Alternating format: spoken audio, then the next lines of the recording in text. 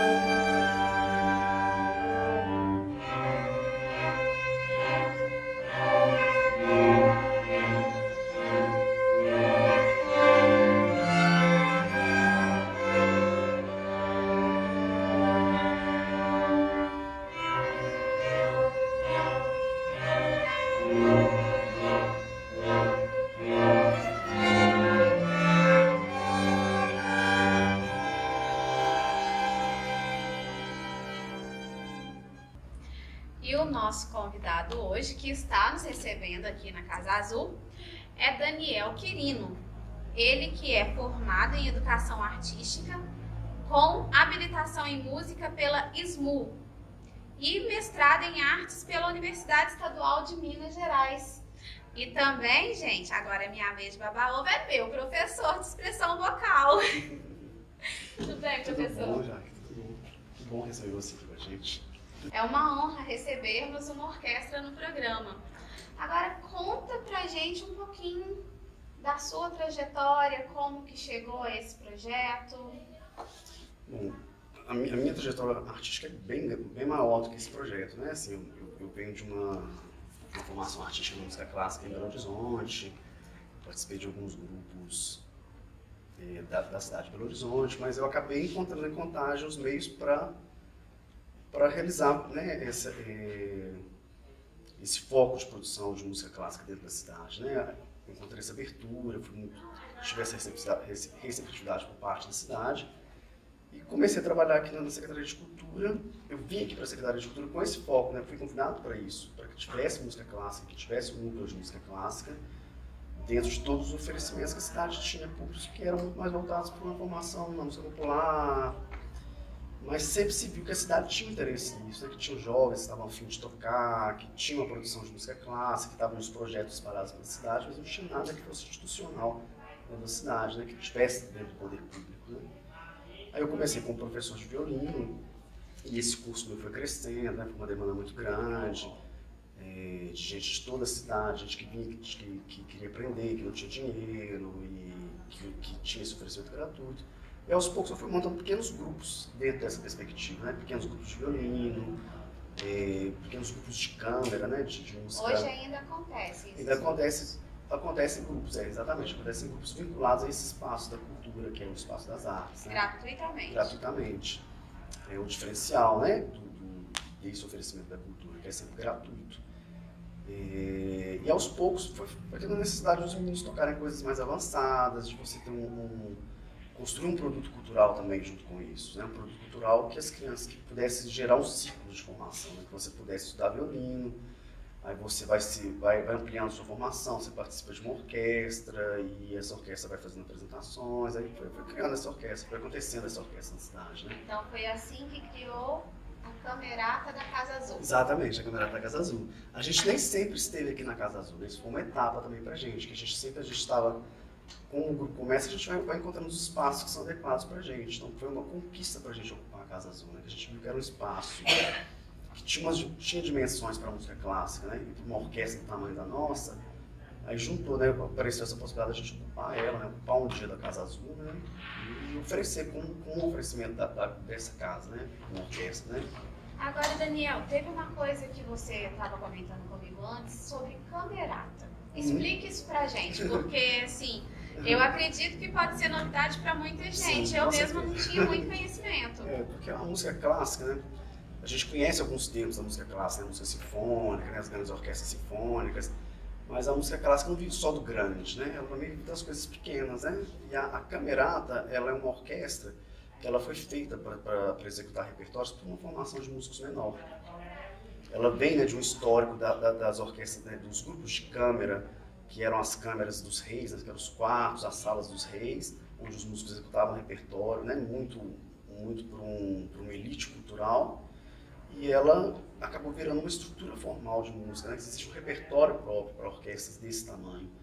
E que às vezes não fica muito no nosso circuito, a gente está muito ligado. Hoje em dia tem grandes orquestras nesse país, né, mas as orquestras pequenas acabam que elas estão começando a se mostrar, pequenos grupos, e a importância desse repertório, de revelar um repertório que não é tão sinfônico, tão grandioso, mas que é das pequenas coisas, que é dos pequenos detalhes. E como que é esse retorno das pessoas que te convidam para levar a camerata? Como que funciona isso? A aceitabilidade é boa? A gente tem uma aceitabilidade boa, sim. A gente dá uma impressão que as pessoas não têm interesse em música clássica, em música de orquestra, mas não é uma verdade. A gente tem convites para tocar em eventos culturais dentro da cidade. A gente tem muito interesse em ir nos locais, né, que a gente é convidado, mesmo para que as pessoas nos conheçam, né? Então a gente faz concertos didáticos, a gente faz concertos que a gente mostra essa formação, como acontece essa orquestra, como é uma rotina de uma orquestra, né? Ano passado a gente teve uma oportunidade muito legal de fazer uma temporada nos restaurantes populares todos, né? Então a gente circulou por Nova Contagem, a gente foi nos extremos da cidade, enquanto as pessoas comiam naturalmente, né, no restaurante, pessoas que nunca veriam talvez uma orquestra, né? Pararam para ver, tiraram foto com a gente, conversaram sobre repertório, eu queria tocar, eu já toquei, eu nunca tinha visto, eu canto na igreja essa música que vocês tocam, né? Então foi uma troca muito legal pra gente. E pra gente ficou claro que as pessoas gostam de música clássica, né? Assim, a gente precisa encontrar os meios para que as pessoas alcancem isso. Igual aqui a gente está, né? Pra gente foi uma chance muito legal de participar de um programa do YouTube, mesmo que o foco não seja, né, música clássica, mas é uma chance da gente falar com essa pessoa que está vendo, que existe uma programação que talvez ela se interesse, né? Entendi. Agora você me contou que todos eles vieram de algum outro projeto. Isso é um requisito? Não. A pessoa tem que ter conhecimento de música ou você ensina desde o básico? Muitos deles vieram de outros projetos, outros não. Começaram a sua formação aqui, na Secretaria de Cultura, né? A antiga Fundação de Cultura. Não é um requisito. O DNA dessa orquestra era assim, não ter tantos requisitos, né? Tanto que a gente nem usa esse termo orquestra jovem, porque a gente tem músicos de várias idades e gente que veio dos outros projetos, né? Não é um requisito, mas a gente está muito aberto para que as pessoas venham, porque é um oferecimento público, né? Que eu acho que como um oferecimento público, a gente não fecha as portas, né? A gente está aberto para que as pessoas venham e participem conosco, né? E já teve caso de alguém que veio, participou do projeto e quis fazer uma faculdade? Tem sim. Daqui a gente tem alguns alunos nossos que acabaram seguindo esse caminho, né? E que não estão aqui conosco hoje, né? A gente tem uns alunos que estão na UEM, outros na Fundação de Educação Artística, mas aqui em especial tem o Breno, que ele começou com a gente, né? Começou com o meu aluno de violino. Ele tem uma grande experiência, né, na educação musical hoje, trabalha já como professor de música em escolas, em espaços culturais, e está galgando uma carreira, né, como orquestrista, como violinista, né? Mas você comentou que também tem uma pessoa aqui que é luthier. Tem uma pessoa nessa orquestra que é luthier. Isso ajuda muito, né, você ter uma orquestra que tem um especialista para resolver os problemas, né, que é o Júlio Anacleto. O Júlio tem uma experiência muito grande, né, na loteria, fora daqui inclusive, né, em São Paulo, né, ele estudou loteria em São Paulo, E ele tem os violinos dele, violinos aqui na orquestra que são deles, que ele que fez, né? Eu vou deixar você descobrir aí algum violino aqui bem diferente. Ah, mas eu já vi alguns violinos diferentes. Eu vi o do Breno, o da Gabriela é diferente, o do Breno eu vi que é diferente.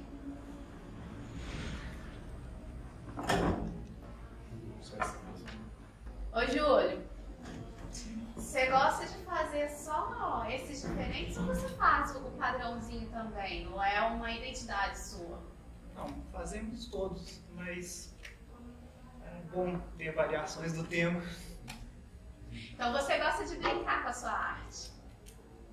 Não é bem o termo, mas é bom fazer coisas diferentes. Também trabalho com instrumentos antigos, instrumentos de época, vamos pôr nesses termos, né?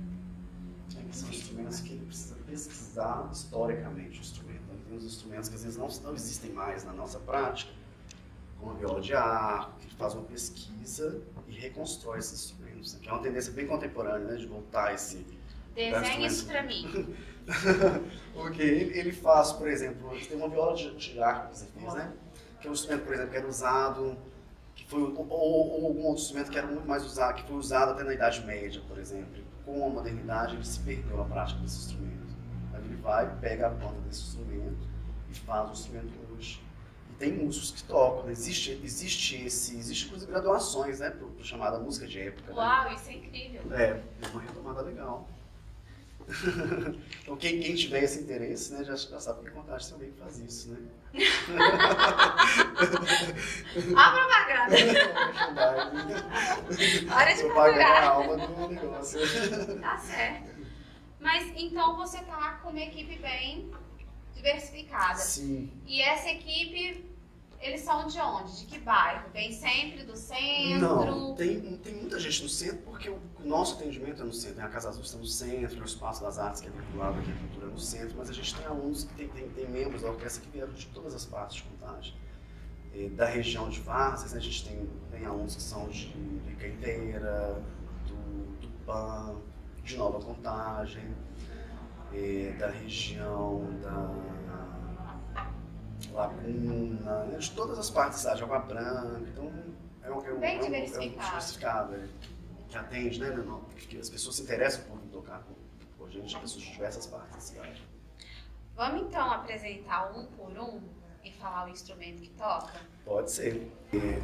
Dentro da nossa formação dessa camerata, né, os naipes são distribuídos pela qualidade do som, né? Tem sons que vão ser mais graves, mais agudos. O mais grave dos instrumentos que a gente tem aqui é o violoncelo, nessa orquestra, que por acaso também é o maior, que é uma qualidade que a gente pode associar, né? Quanto maior o instrumento, mais grave. As nossas cellistas aqui, elas são a Esther e a Lília. Elas vão tocar pra gente um tema que acho que vocês já conhecem. Vamos lá? Esse daqui? 3, 4.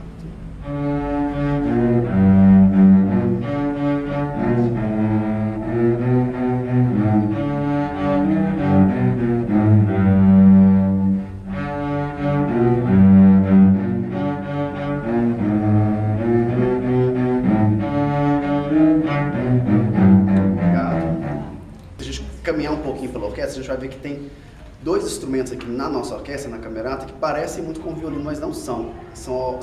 A gente chama de orquestra, de viola de orquestra, ou as violetas, né? Que ela é um violino um pouco maior e, por consequência, ela é um pouco mais grave, né? Se a gente observar ela com o violino, vê que ela tem uma diferença de tamanho significativa, né? Mas não parece. Também ela tem um som um pouco mais grave. Vamos observar para a gente ver? Eles vão tocar o mesmo tema que o violoncelo tocou, para a gente observar. Andando um pouco mais para esse lado da orquestra, a gente vai ver que tem dois naipes importantes da orquestra, que são os dois naipes de violinos. A gente tem o naipe dos segundos violinos e dos primeiros violinos, que eles, em geral, dividem um pouco as melodias, eles se acompanham, eles se auxiliam, né, no discurso melódico, às vezes. O segundo violino aqui nessa orquestra, a gente tem três jovens maravilhosos, né, que é o JV, João Vitor, a Flávia Alessandra e a Júlia. E eles vão tocar pra gente também o mesmo tema que o cello e a viola tocou, mas vocês vão ver um pouquinho da diferença da região que eles vão usar.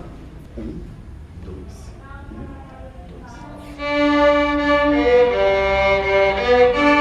2.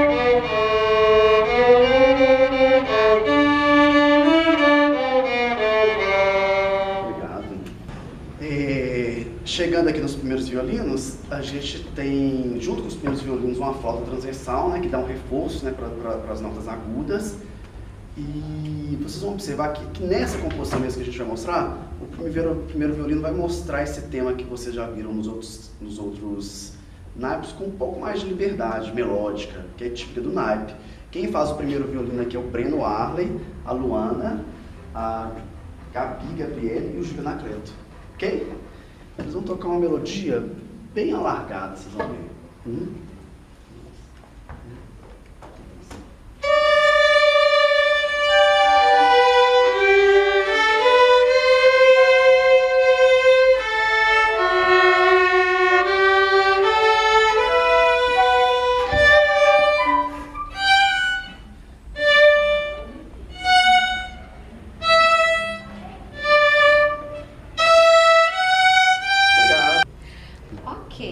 E agora, como que fica essa brincadeira com todo mundo junto? Vamos ver? Vamos Mas a gente ver. vai ver diferente então. Você que vai reger. Você vai ver. Olha, pra você ver. A gente vai fazer assim, ó. Vou te ajudar. Pode ser?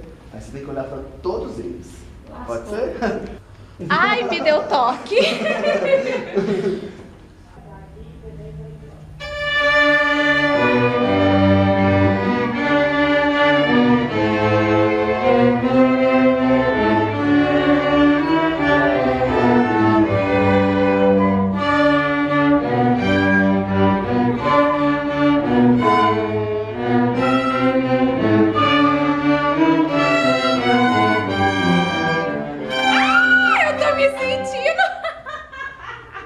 Muito obrigada. Eu acho que você pode pegar meu lugar, né? Não, senhor. Tem vaga para jornalista. Daniel, eu observei que tá todo mundo de preto. Tem alguma regra sobre isso? Não Por tem quê? uma regra muito definida, né? Mas tem convenciona-se, né? Convencionou-se que o preto era uma cor legal para a orquestra, para esse tipo de formação, que você quer que destaque mais o instrumento, né? Do que a pessoa que está tocando, né? Você não quer sobrepor nada, né? Às vezes você... Vai acontecer de solistas tocarem com roupas coloridas, Mas são solistas. solistas, né? Para usar esse recurso. Mas aqui, a orquestra ela não tem ninguém que está em situação de prioridade, a não ser a música, né? E os instrumentos. Então quem vem ver a orquestra também vem ver os instrumentos tocando, né? O movimento dos instrumentos. Então o preto ele favorece isso, né? Favorece essa Que interessante. neutralidade, né? do intérprete. Agora, outra coisa que todo mundo reclama. Não tem como tocar uma música popular com os instrumentos clássicos? Tem sim. Isso é uma tendência muito contemporânea, que a gente chama de crossover, né? Que você vê grandes nomes do YouTube tocando temas de cinema ou riffs de rock dos anos 90, né? A gente tem alguns repertórios, a gente tem um repertório, inclusive, que a gente trouxe para você ver, que é Piratas do Caribe, né? Que a gente faz. Então vocês têm um repertório mais temos sim. popular. A gente tenta construir o nosso repertório de uma maneira que ele tenha peças mais acadêmicas, né? Mais clássicas, como você está falando, eruditas, que ele tem alguns autores brasileiros, né? Alguns compositores brasileiros, que é uma coisa importante, né? Se a gente não fizer os compositores clássicos brasileiros, ninguém vai fazer, né? E a gente flerta um pouquinho com o repertório Valorizando mais... a nossa cultura, né? Valorizando a nossa cultura, né? O Brasil tem uma produção de música erudita enorme, né? Que às vezes a gente nem faz ideia, né? A gente conhece muito Vila Lobos, né? Mas tem muitas coisas, Sim, né? verdade. Essa peça que a gente tocou na abertura é um compositor brasileiro, né? É um brasileiro que teve atuação no Brasil, que é o Arthur Bosman, né? Que foi professor na UFMG, né? Então, ele tem um repertório muito legal para orquestra de câmara, né? Agora, é muito divertido ver todo mundo assim, pronto pro ataque, né? Tá todo mundo na expectativa. Se ele fizer assim, a gente tem que tocar. É verdade. E se cortar, tem que parar de tocar. Isso é muito bacana. Eu tenho um repertório pra gente brincar, você quer? Vai lá. Você gosta de... Você já viu o relógio Cuco? Aqueles relógios que vem um passarinho, sai e faz Cuco.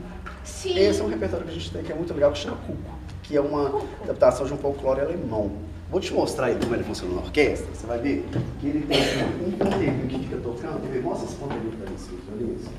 1, 2, 3, 1, 2, 3. Tá, aqui é o meu relógio, ó. Tá, rápido o relógio. Esse reloginho que sai aqui dele, ele vai lá pro violoncelo. Deixa eu ver o que esse violoncelo faz. 1, 2, 3. Será que eu vou chegar a tempo ainda se for fazer isso? Vamos ver. Obrigado. E o cuco sai, o passarinho vai sair. Cucu, cucu. Nesse relógio, vamos ver? Com os instrumentos. Com os instrumentos.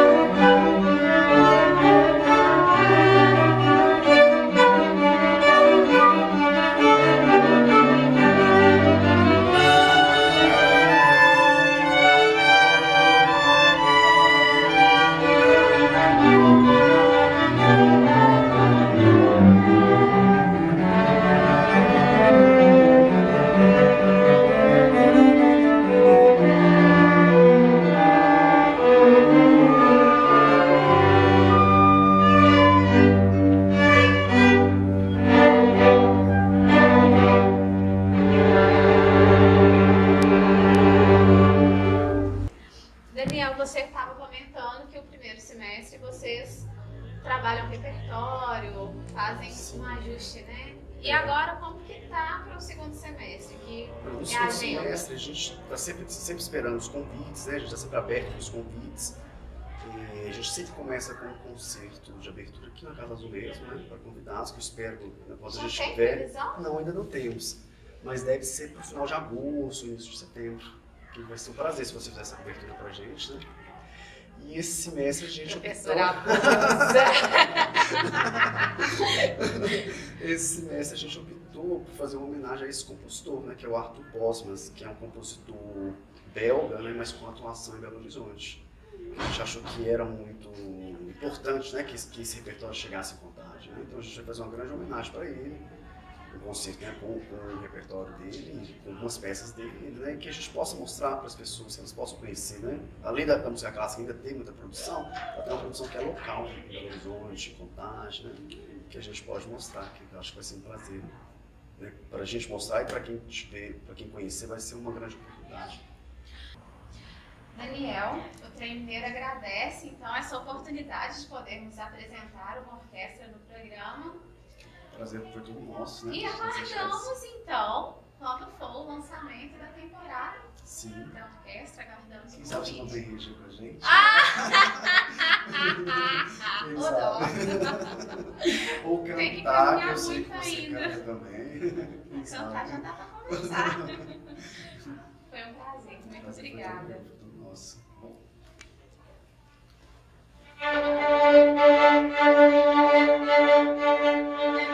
Com vocês, a Orquestra Tectônica.